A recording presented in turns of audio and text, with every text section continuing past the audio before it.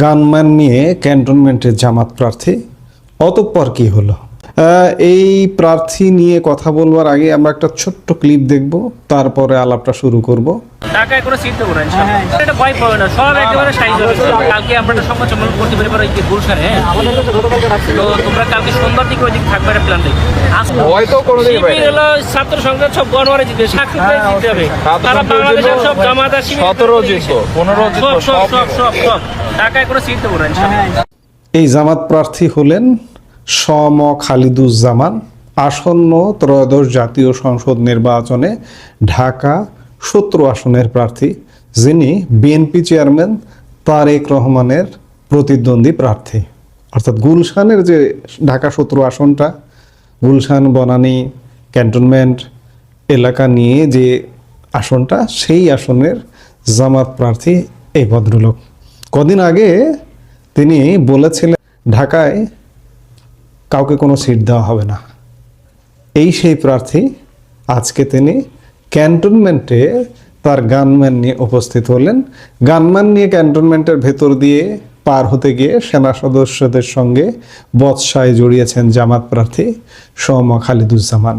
আসন্ন সংসদ নির্বাচনে তিনি ঢাকা 17 আসনের প্রার্থী। ক্যান্টনমেন্টে অস্ত্র বা গানম্যান নিয়ে প্রবেশের নিয়ম নেই বলা হলেও সেনা সদস্যদের সঙ্গে তর্কাতর্কি করতে দেখা যায় এই প্রার্থীকে। এক পর্যায়ে তিনি উত্তেজিত হয়ে পড়েন। এর একটি ভিডিও গণমাধ্যমের হাতে এসে পৌঁছেছে। কেন নয়? আপনারা দেশটাকে ধ্বংসের দিকে নিয়ে যাচ্ছেন এবং কিছু অফিসার নিজেদের ব্যক্তি স্বার্থ হাসিলের জন্য আমাদের সুপরিকল্পিতভাবে 5 আগস্টের পরে আমাদের দেশটাকে আপনারা ধ্বংস করতেছেন। আমার এদের দরকার নাকি তাহলে? ভাই উনি হলো এই আসনের হলো এমপি ক্যান্ডিডেট, ঠিক আছে? কোন দলের স্যার? জামাত ইসলামী। বুঝতে পারছি স্যার, আমাদের ক্যান্টনমেন্টের নিরাপত্তার সাথে ক্যান্টনমেন্টের গান নিয়ে না আপনারা তো ওখানে গান নিয়ে বসে আছেন, আপনারা জিব্বা দিয়ে সাইডে ফেলতেছেন বল তারেক জিয়ার জন্য। আমরা কেন যাইতে পারবো না? আমাদের স্যার এটা আমাকে বলে তো ইয়ে হবে না যে স্যার এটা স্যার আপনি এই হিসেবে দেশটাকে পরিকল্পিতভাবে ধ্বংসের দিকে নিয়ে যাচ্ছেন, আবার পরিকল্পিতভাবে ধ্বংস করতেছেন আপনারা। দিস ইজ টোটালি দেশটাকে টোটালি সেনাবাহিনী কিছু অফিসার আমি আপনাদের তো যাওয়ার নিষেধ করি না স্যার। হচ্ছে বাংলাদেশের সেনাবাহিনীকে আপনারা বিতর্কিত করতেছে, সরাসরি ডিসক্রিমিনেশন করতেছেন আপনি। একেবারে সরাসরি আমি কোন সেনা প্রধানের সঙ্গে কথা বলবো। স্যার বলতে পারেন স্যার, হ্যাঁ আপনি কথা বলেন, কিন্তু আমার গাড়ি আটকে রাখবেন কেন আপনি? আমি তো স্যার আপনাকে না আপনি তো এমপি পদপ্রার্থী, সংসদ পদপ্রার্থী, ওনার সাথে গানম্যান আছে স্যার। আমি এদিকে তারেক জিয়ার প্রতিদ্বন্দ্বী ডাক্তার এস এম খালিদুজ্জামান বলেন স্যার, ওই যে বলেন তারেক জিয়ার প্রতিদ্বন্দ্বী 17 আসনে। স্যার ওইটাই উনাকে বললাম স্যার, উনি আমার সাথে কথা বলে দেন। আপনি দেশটাকে পরিকল্পিতভাবে আমাদের মধ্যে এটা কেওয়াস সৃষ্টি করতেছেন আপনারা। কেন নয়? আপনারা দেশটাকে ধ্বংসের দিকে নিয়ে যাচ্ছেন এবং কিছু অফিসার নিজেদের ব্যক্তি স্বার্থ হাসিলের জন্য আমাদের সুপরিকল্পিতভাবে 5 আগস্টের পরে আমাদের দেশটাকে আপনারা ধ্বংস করতেছেন। খালিদুজ্জামান যখন ক্যান্টনমেন্টের ভেতরে প্রবেশ করতে যাচ্ছিলেন, তখন তার পরিচয় জানতে চাওয়া হয়। এই সময় প্রার্থীর সঙ্গে থাকা একজন বলেন, ভাই উনি হলেন এই আসনের এমপি ক্যান্ডিডেট, ঠিক আছে? দায়িত্বরত সেনা সদস্য জিজ্ঞেস করেন কোন দলের স্যার? তখন জবাবে বলা হয় জামাতে ইসলামের। সেনা সদস্য বলেন, বুঝতে পেরেছি স্যার, আমাদের ক্যান্টনমেন্টের নিরাপত্তার স্বার্থে গানম্যান নিয়ে প্রবেশের নিয়ম নেই। তখন খালিদুজ্জামান বলেন, আপনারা তো গান নিয়ে বসে আছেন, তারেক জিয়ার ক্ষেত্রে আপনারা জিবা দিয়ে রাস্তা চেটে ফেলতেছেন, আমরা কেন যেতে পারবো না?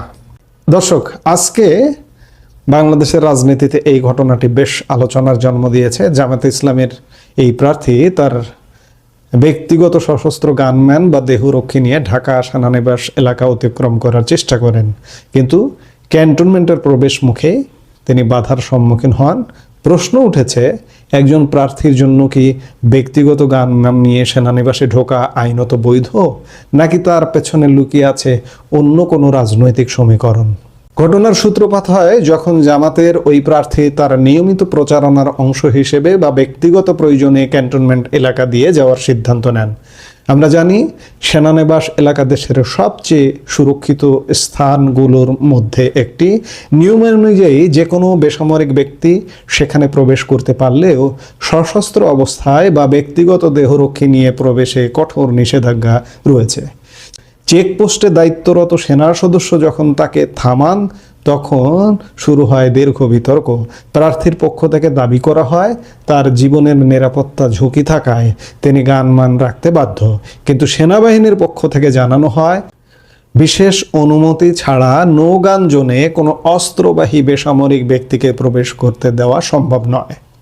এখন প্রশ্ন হচ্ছে যে এই যে জামাত প্রার্থী যিনি ভবিষ্যতে আইন প্রণয়ন করবেন, তিনি এই অধ্যত্ত আচরণ করলেন কেন? আইন কি তার ক্যান্টনমেন্টে গানম্যান নিয়ে প্রবেশকে সাপোর্ট করে, নাকি তিনি এখানে তর্কে বিতর্কে জড়িয়ে আরেকবার অধ্যত্ত আচরণ করলেন? আইন কি বলে? ক্যান্টনমেন্ট বোর্ড বা সেনা কর্তৃপক্ষের সুনির্দিষ্ট বিধিমালা রয়েছে ক্যান্টনমেন্টের। সেনানিবাস এলাকার ভেতরে পুলিশ বা সেনাবাহিনীর বিশেষ ইউনিট ছাড়া অন্য কেউ অস্ত্র প্রদর্শন বা বহন করতে পারবে না। আপনার ব্যক্তিগত অস্ত্রের লাইসেন্স থাকতে পারে, কিন্তু সেই অস্ত্র কোথায় কোথায় বহন করা যাবে তার উপর বিধিনিষেধ আছে।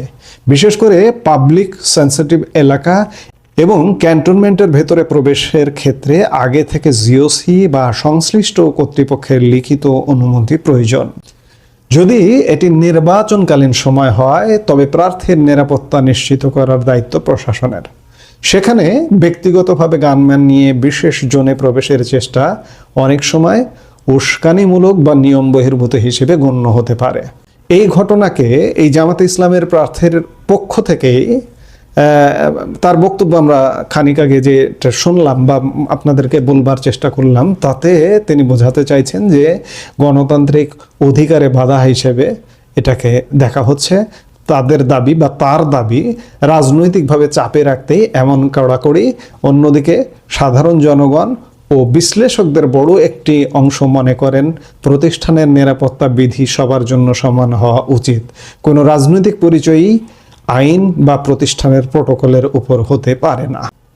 এই ঘটনাটি আমাদের প্রশাসনিক শৃঙ্খলা এবং ব্যক্তিগত নিরাপত্তার দ্বন্দ্বকে আবার সামনে নিয়ে এসেছে। আপনি যদি দেশের একজন সচেতন নাগরিক হন, তবে আপনি কি মনে করেন সেনানিবাসের ভেতরে গানম্যান নিয়ে প্রবেশের চেষ্টা কি প্রার্থীর অধিকার, নাকি একটি বড় ধরনের নিরাপত্তা ঝুঁকি ছিল? একবার চিন্তা করুন যে এখনো পর্যন্ত ক্ষমতার মসনদটা কিন্তু নিশ্চিত হয়নি। জামাতের বলুন, বিএনপির বলুন, XYZ জারি হোক, কিন্তু এই যে জামাতের যে প্রার্থী, ঢাকা 17 আসনে যিনি প্রার্থী, তার অধ্যত্ত আচরণ আপনি আগেও দেখেছেন। আইন কানুন নিয়মের কোনো বালাই নেই।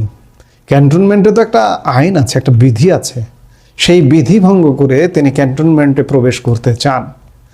আইন প্রণয়নকারী হবার আগে আইন ভঙ্গ করতে যাচ্ছেন তিনি বা চাপ দিচ্ছেন। তাহলে আইন প্রণয়নকারী যখন হবেন তখন তিনি কি করবেন? তিনি তো কোনো আইন মানবেন না। কাজেই জনগণ আপনাকেই সিদ্ধান্ত নিতে হবে যে আপনি কি করবেন, কাদেরকে ভোটে জয়ী করবেন, আপনি বিকল্প বেছেও বা কি নেবেন। সব মানুষের, বাংলাদেশে তো সব মানুষের অংশগ্রহণে ভোট হচ্ছে না। আপনি কাকে ভোট দেবেন? আপনি কি ভোট দেবেন? এই অবস্থায় ভোট দিতে যাবেন? আপনার ভালো করে ভাবতে হবে যে এই যে নির্বাচনটা হচ্ছে, এই নির্বাচনটা আসলে কি হচ্ছে এবং এই নির্বাচনের প্রার্থী কি আচরণ করছে। যাই হোক, এ বিষয়ে আপনারও মূল্যবান মতামত কমেন্ট বক্সে জানান। এই